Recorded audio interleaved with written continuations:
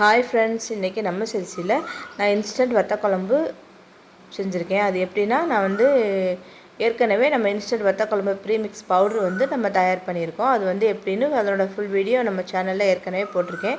அதோட லிங்க் இதோட டிஸ்கிரிப்ஷனில் இணைச்சிடுறேன். நீங்கள் பார்க்காதவங்க அதை போய் பார்த்துக்கோங்க.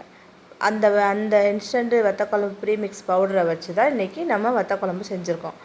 சுண்டவத்தில் வச்சு செஞ்சுருக்கேன். இதுக்கு நான் கடாயில் கொஞ்சமாக எண்ணெய் ஊற்றி, நல்லெண்ணெய் ஊற்றிக்கிட்டாலும் சரி, நீங்கள் இல்லைன்னா கடலெண்ணெயோ பாமாயில் இந்த மாதிரி ஏதோ ஒன்று நம்ம எண்ணெய் ஊற்றி, எண்ணெய் இப்போ காஞ்சதுக்கப்புறம் கொஞ்சமாக 1/4 ஸ்பூனுக்கு கம்மியாகவே நம்ம வெந்தயம்லாம் அதில் போட்டு நம்ம அரைச்சிருக்கோம். அதனால் கொஞ்சம் வெந்தயமும் கொஞ்சம் கடுகும் போட்டு நல்லா பொரிஞ்சதுக்கப்புறம் நான் ஒரே ஒரு வெங்காயம் போட்டிருக்கேன். சின்ன மீடியம் சைஸ் வெங்காயத்தை நைஸாக கட் பண்ணிவிட்டு சேர்த்துருக்கேன்.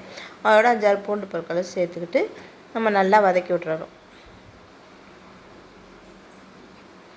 நல்லா வதங்கினதுக்கப்புறம் நான் ஒரே ஒரு தக்காளி, அதே மாதிரி தக்காளி எல்லாமே நம்ம புளி அதில் நம்ம சேர்த்துருக்கோம். அதனால் இப்போ நம்ம இதே பசங்க இருக்குது அப்படின்னா அவங்க எதுவுமே பண்ண வேண்டாம். சும்மா எண்ணெய் ஊற்றி கடுகும் கொஞ்சோண்டு வெந்தயம் போட்டு பொரிஞ்சதுக்கப்புறம் அந்த பவுடரை போட்டாலே போதும். நம்ம செய்கிறதுனால கொஞ்சம் நம்ம தக்காளிலாம் போட்டு ஒரே ஒரு தக்காளி மட்டும் போட்டு வதக்கிட்டு வேறு ஒன்றும் தேவையே கிடையாது. மிச்சம் எல்லாமே உரப்பு, உப்பு, புளி எல்லாமே நான் அதில் போட்டிருக்கேன். காரம் எல்லாமே நான் அதில் போட்டிருக்கேன். அந்த பவுடரை மட்டும் நம்ம மிக்ஸ் பண்ணால் போதும். இதில் ஒரே ஒரு வெங்காயம், ஒரு தக்காளி, பூண்டு போட்டிருக்கேன், அவ்வளோதான். அதுக்கப்புறம் நம்ம இந்த சுண்ட வத்தல் போட்டு தான் இந்த ப்ரீமிக்ஸ் தயார் பண்ணியிருக்கேன். அந்த பொடியை கருவேப்பிலையிலேருந்து மிளகாத்தூள், பள்ளித்தூள், மஞ்சள்தூள், புளி, உப்பு எல்லாமே அதில் இருக்குது. அந்த பவுடரை போட்டுட்டு நம்ம தண்ணி ஊற்றிக்க வேண்டியதுதான். புளி கரைச்சி ஊற்ற வேண்டியது எந்த இதுவுமே கிடையாது.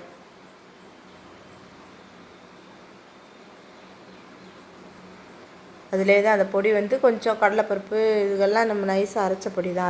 அதில் உள்ள பொடி தான். மேலாப்பில் அதை வத்தலை போட்டுட்டு அந்த பொடியை நான் ஊற்றிருக்கேன். மற்றபடி எதுவும் தனியாக எக்ஸ்ட்ரா எதுவுமே சேர்க்கலை. இந்த மாதிரி இன்ஸ்டன்ட் வத்த குழம்பு ப்ரீமிக்ஸ் பவுடர் நம்ம செஞ்சு வச்சுக்கிட்டோம்னா சட்டுன்னு இந்த குழம்பு செஞ்சிடலாம். இந்த சுண்ட வத்தலில் தான் செய்யணும்னு கிடையாது. மிளகு தக்காளி வத்தல் என்ன சொல்லுவோம், மணத்தக்காளி வத்தல், அதுலேயும் செய்யலாம். நம்ம எல்லா வத்த குழம்பு வைக்கிறதுக்கு எதில் வேணாலும் நம்ம செய்யலாம். ஆனால் மெத்தட் இது தான். இப்போ ப்ரீமிக்ஸ் பவுடர் செஞ்சு வச்சுக்கிட்டோம்னா டக்குன்னு நம்ம தண்ணியை ஊற்றிட்டு நம்ம தேவையான அளவு தண்ணி நல்லா கொஞ்சம் கூடவே தண்ணியை ஊற்றுனோம்னா தான் நல்லா கொதித்து திக்காகும். நம்ம இந்த பவுடர்லாம் போட்டிருக்கறனால பருப்பு இதெல்லாம் இருக்கிறதுனால நம்மளுக்கு அடிப்பிடிக்கவும் செய்யும், ரெண்டாவது திக்காகவும் செய்யும். நம்ம அதனால் அதை நம்ம மிக்ஸ் பண்ணி விட்டுக்கிட்டே இருக்கணும். ஒரு 5 நிமிஷத்துக்கு ஒருக்கா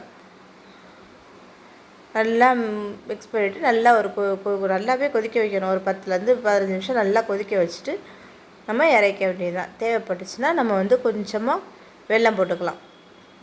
அது உப்பு, புளி, காரம் எல்லாத்தையும் கொஞ்சம் பேலன்ஸ் பண்ணி கொடுக்கும். அதனால் தேவைப்பட்டால் கொஞ்சோன்னு வெல்லம் போடும், 1 ஸ்பூன் அளவுக்கு போட்டுக்கலாம். இவ்வளோதாங்க. அந்த இன்ஸ்டன்ட் வத்த குழம்பு ப்ரீமிக்ஸ் பவுடர் நம்ம செஞ்சு வச்சிட்டோம்னா ஆஃபீஸ் போகிறவங்களுக்கும், தனியாக குழந்தைகளாம் தனியாக ஹாஸ்டலில் தங்கியிருக்கு சமைச்சு சாப்பிடும்போது இந்த மாதிரி நம்ம செஞ்சு கொடுத்து விட்டோம்னா பிள்ளைங்க ஆம்பளை பசங்களாக இருந்தாலும் பொம்பளை பிள்ளைகளாக இருந்தாலும் அது